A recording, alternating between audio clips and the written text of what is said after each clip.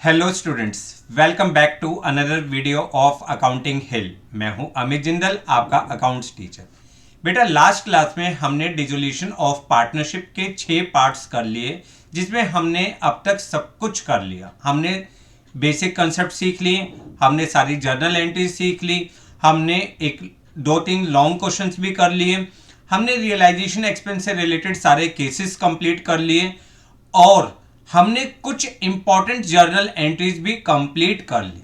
जिन भी बच्चों ने अभी तक वो वीडियो नहीं देखी, नीचे डिस्क्रिप्शन बॉक्स में टर्म 2 क्लास 12th पार्टनरशिप के नाम से आपकी प्लेलिस्ट बनी हुई है, जहां पे सारी वीडियोस को प्रॉपरली एक सीक्वेंस में अरेंज किया गया है, ताकि आप जिन भी बच्चों की जो भी वीडियो मिस हो वो वहां पे देख सकते हैं, या जिन्होंने अब तक हमारे चैनल पे जो नए स्टूडेंट्स आए हैं वो सारी वीडियोस को वहां सीरियल वाइज देखते हुए अपने नोट्स को बना सकते हैं।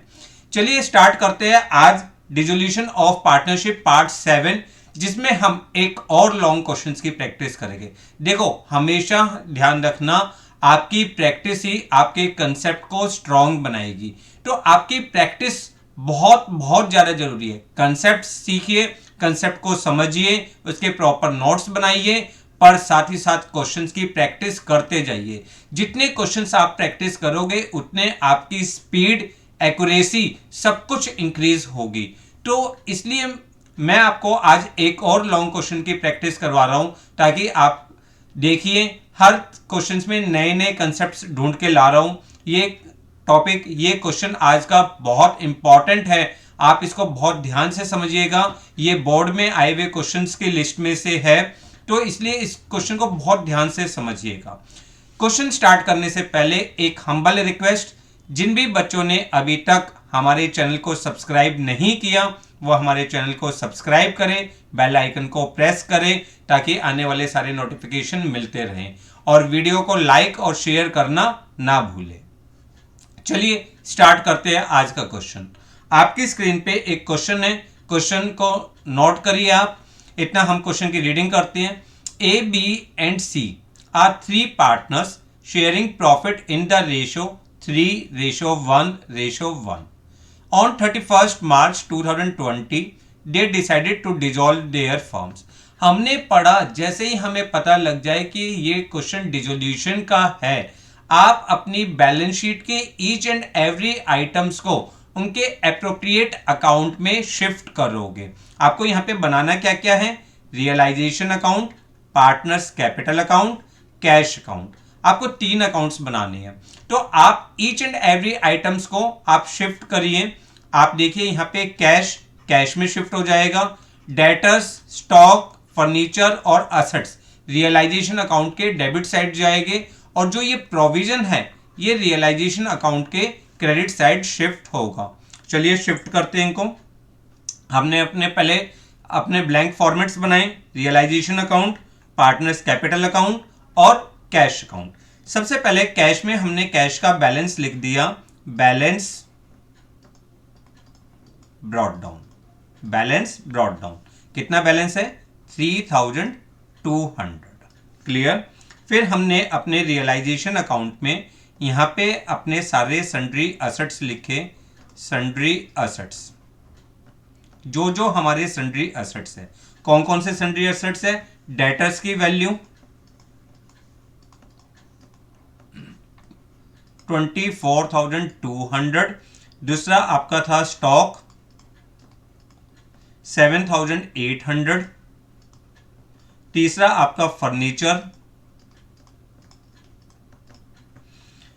1,000 रुपीज। एंड फोर्थ आपका असेट्स 17,000 रुपीज। और इनका टोटल आप रियलाइजेशन अकाउंट के आउटर कॉलम में लिख दोगे। कितना टोटल हो जाएगा? 50,000 रुपीज आपका टोटल हो जाएगा। क्लियर। तो आपने अपने कैश को कैश अकाउंट में, डेटर्स, स्टॉक, फर्नीचर और सन्ड्री असेट्स रियलाइजेशन अकाउंट में डेबिट साइड, और प्रोविजन को रियलाइजेशन अकाउंट के क्रेडिट साइड। फिर जितनी भी एक्सटर्नल लाइबिलिटीज होती है they are transfer to credit side of realisation account. Creditors और लोन रियलाइजेशन अकाउंट के क्रेडिट साइड शिफ्ट होगा। 6000 एंड 1500। तो आप यहां पे लिख सकते हैं क्रेडिटर्स कितना था 6000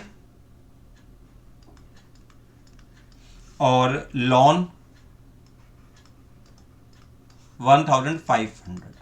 आपने प्रोविजन भी नहीं लिखा, प्रोविजन लिख लीजिए, provision for doubtful debts, 1200। Clear. और कैपिटल के बैलेंस कैपिटल अकाउंट में शिफ्ट कर देंगे ए बी सी के, तो 27,500, 10,000 and 7,000 balance brought down 27,500, 10,000 and 7,000। Clear. हमने अपनी पूरी बैलेंस शीट को उनके एप्रोप्रिएट प्लेस पे ट्रांसफर कर दिया। अब क्वेश्चन की रीडिंग करते हैं। देखिए ये क्वेश्चन आपके लिए बहुत इंपॉर्टेंट है, इसमें कुछ नए कंसेप्ट्स आएंगे जो आपको समझने हैं। A agree to take over furniture 800 rupees. A ने फर्नीचर को टेक ओवर किया है 800 rupees. Debtors amounting to 20,000 rupees at 17,200। 20,000 के डेटर्स को 17,200 रुपीज में उसने टेक ओवर किया।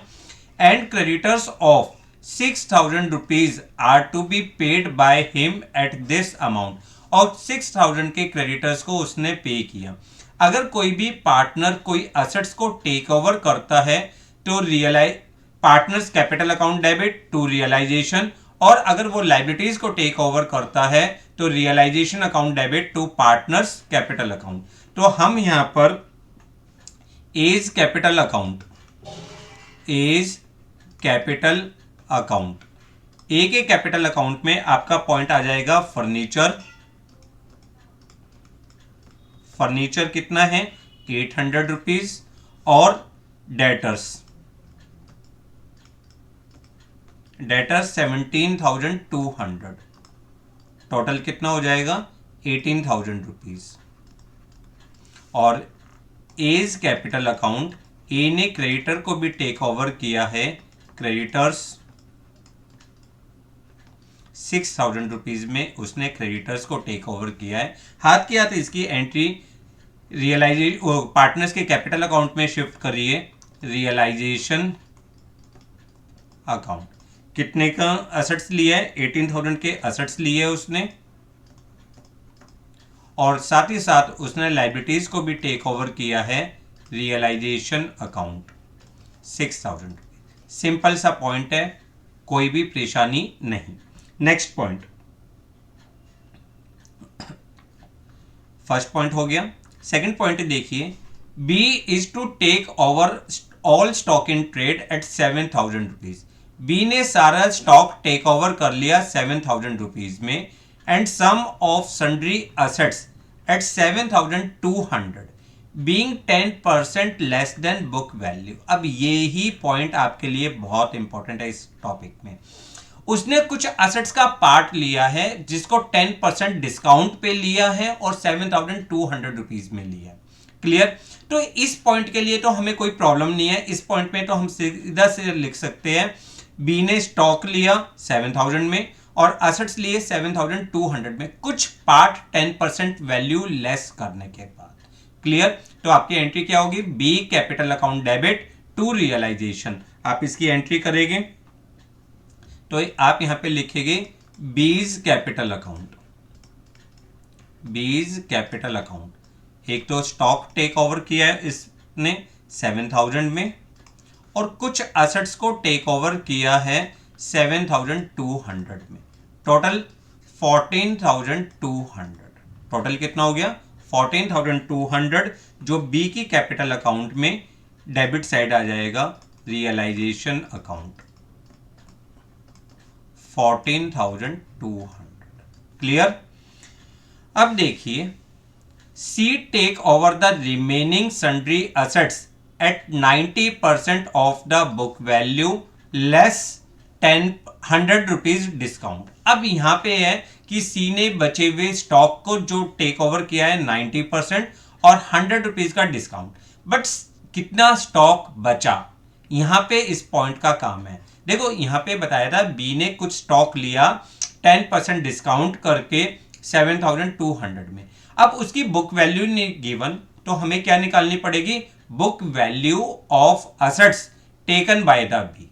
Book value of assets taken by B, हमें ये कैलकुलेट करना पड़ेगा, तभी तो हम रिमेनिंग असेट्स निकाल पाएंगे। तो इसके लिए हम क्या करेंगे, हम एक वर्किंग नोट बनाएंगे अपना।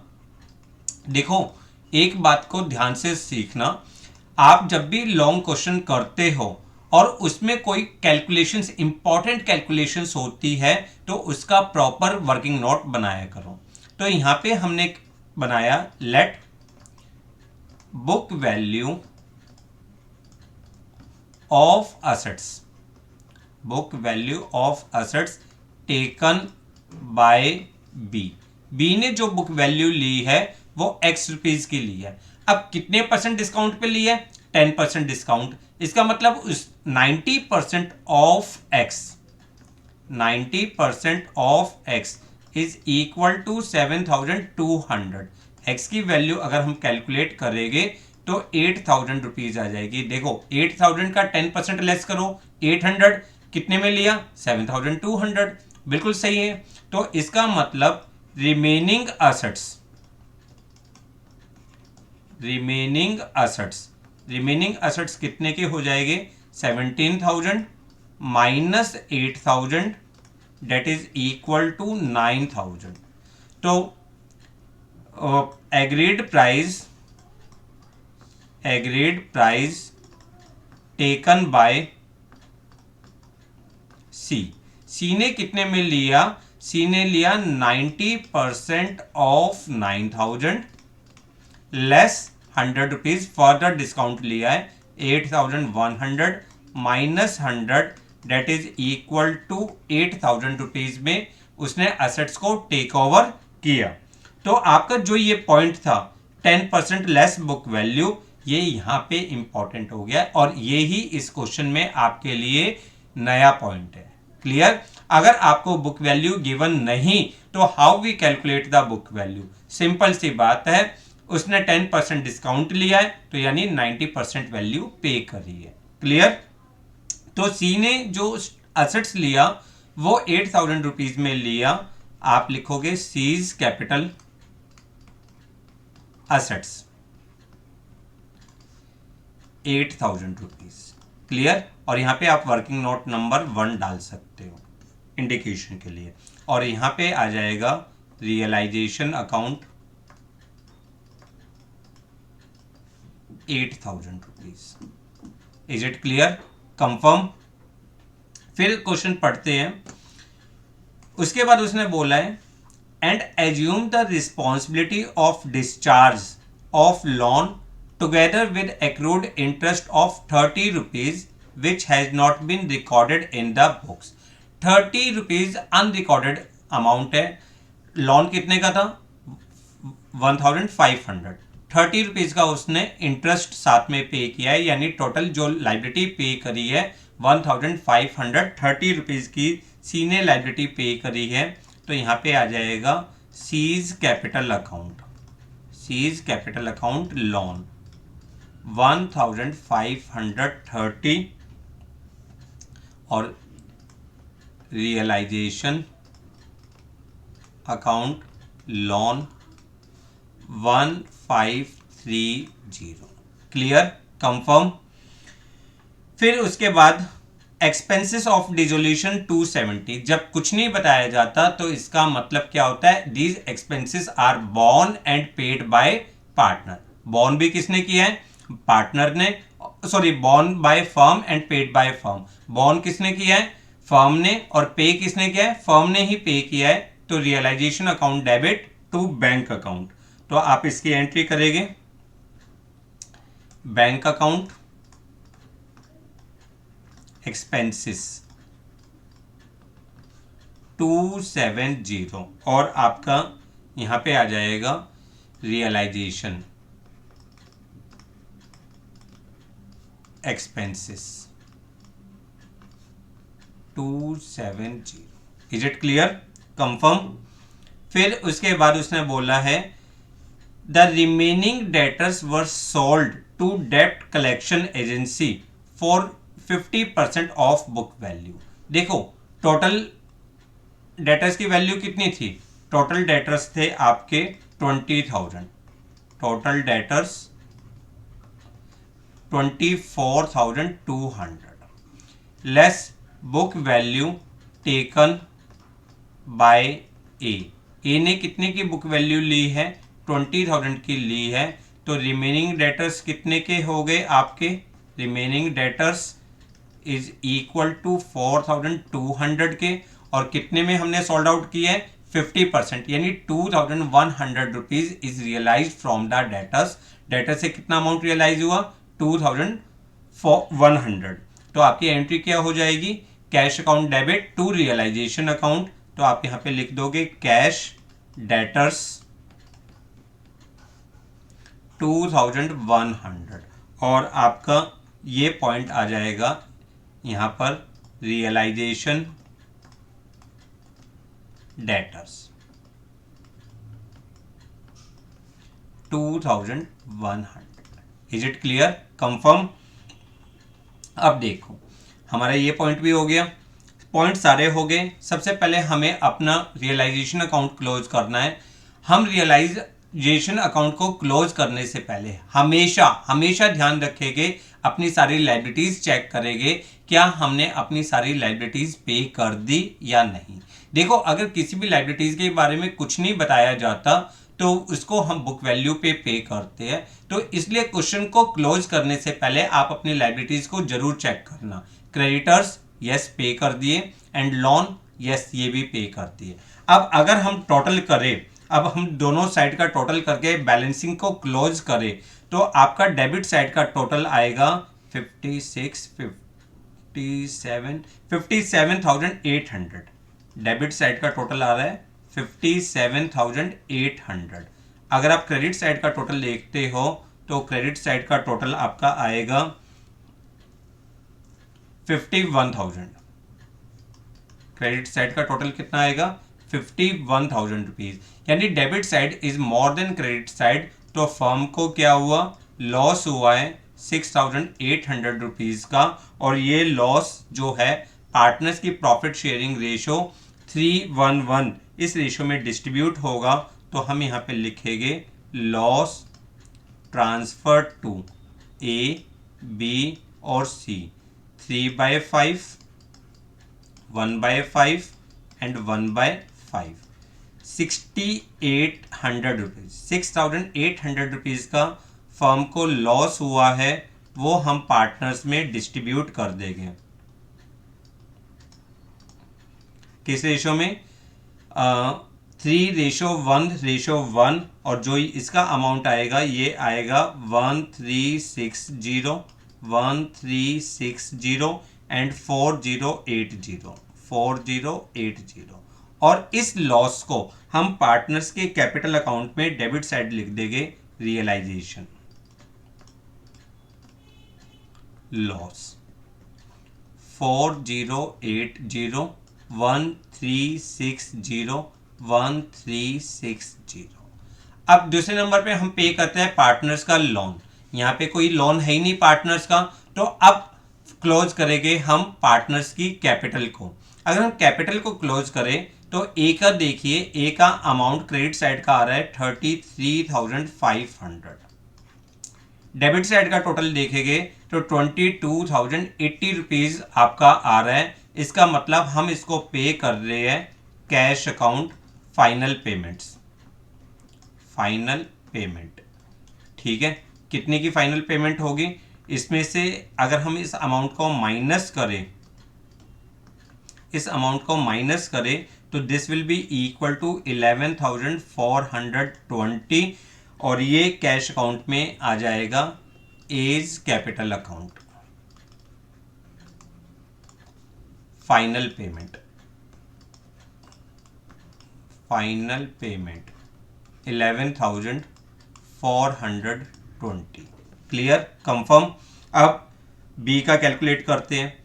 बी का अगर आप देखो यहाँ पे है 10,000, यहाँ पे है अमाउंट आपका ज़्यादा, इसका मतलब अगर हम इसको देखें तो 15,560, यहाँ पे credit side is more than debit side, तो इसका मतलब ये कैश लेकर आएगा, कैश अकाउंट, कैश ब्रॉट।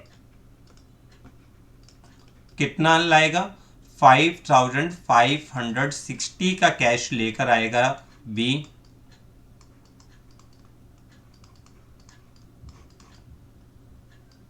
ठीक है, और ये कैश अकाउंट में डेबिट आ जाएगा बीज capital account, cash brought 5,560। Clear, confirm. अब तीसरे पार्टनर का देखो, इसका भी डेबिट साइड का टोटल ज्यादा आ रहा है 9360, डेबिट साइड का यहाँ पे आ रहा है 8,530, तो इसका मतलब ये भी कैश लेकर आएगा। कितना कैश लेकर आएगा? 830, 9360, 830 का कैश लेकर आएगा, तो यहाँ पे आ जाएगा सीज कैपिटल अकाउंट,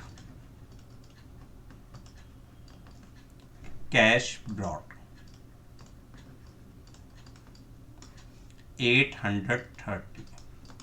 क्लियर। यहाँ पे आपके दो ही पॉइंट्स आपके नए आए हैं, मतलब नए मीन्स आपको प्रैक्टिस के तौर पे करने हैं। एक तो अगर पार्टनर्स के कैपिटल अकाउंट को क्लोज करते समय if debit side is more than credit side, इसका मतलब partner will bring the sufficient cash, जो हमने फर्स्ट क्लास में पढ़ा था ये, बट जितने भी क्वेश्चंस करे थे अब तक उसमें हमने पेमेंट ही करी थी, इसलिए हमने ये क्वेश्चन किया। दूसरा, जब हमें book value of assets taken bye partner नहीं गिवन होती, तो हाउ वी कैलकुलेट, हम उसको कैसे कैलकुलेट करते हैं। अब आपको दोनों साइड का टोटल करते हुए अपने कैश अकाउंट को क्लोज करना है।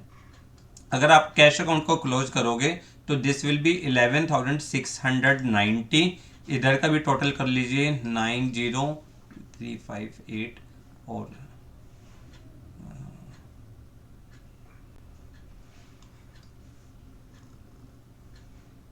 11,690। क्लियर।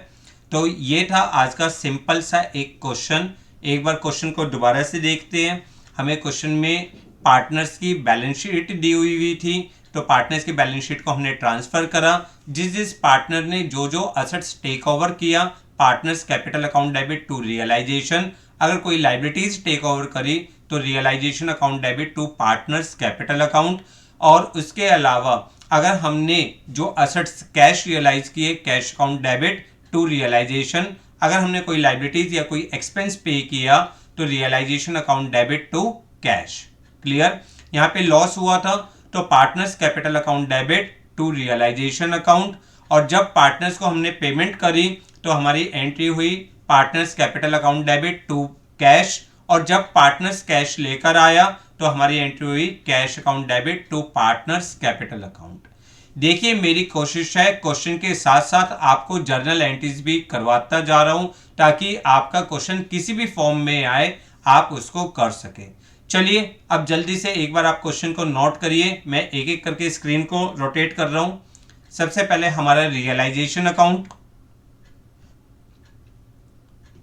फिर हमारा पार्टनर्स कैपिटल अकाउंट, फिर कैश अकाउंट, और जो मैंने आपको बताया ये आपका सबसे important point working note. Working note की प्रैक्टिस हर बच्चे को जरूर होनी चाहिए।